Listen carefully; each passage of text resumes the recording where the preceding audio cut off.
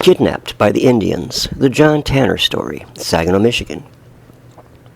The following story is true and an interesting account of a drama that played out in Ohio and the Saginaw, Michigan area long time ago. As the story goes, at the close of the Revolutionary War, there was an Indian woman from Saginaw who tragically lost her young son and who had went to be with Gitchi-Manitou, the great creator spirit. Her sorrow was great, all-consuming actually, and she asked her husband to find a boy who would fill the void left in her heart. Her husband and an older son, Kish-Kako, who was also known as the Crow. They left on a raiding expedition into the Ohio River area.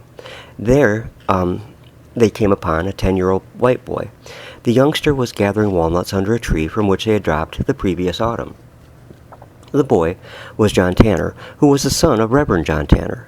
The Native Americans captured the boy, and after several weeks of forced marching through the forests, they arrived at the Saginaw River, which was the home of the captive boy's abductors. The wife and mother was very happy to have a son to replace her deceased boy. She showed the boy great kindness, but other members of the family treated him very harshly. He was always hungry, abused, and beaten on nearly every day by some member of the tribe. In the next spring, John helped with the maple sugar making. There, Kish-Kako, the father, and several other Indians made the decision to go on an expedition of war. Before they left, the old man told Greyhawk, which is the name that was given to John, that they were going to kill all of his family.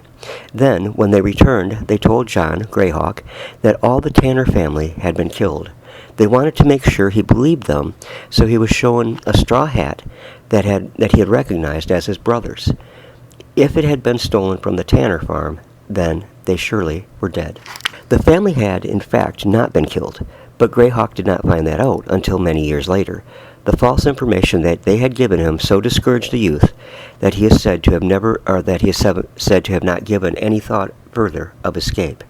And after 2 years with the Saginaw Chippewa, Greyhawk was sold to an Ottawa woman who took him to her family to replace one of her own dead sons.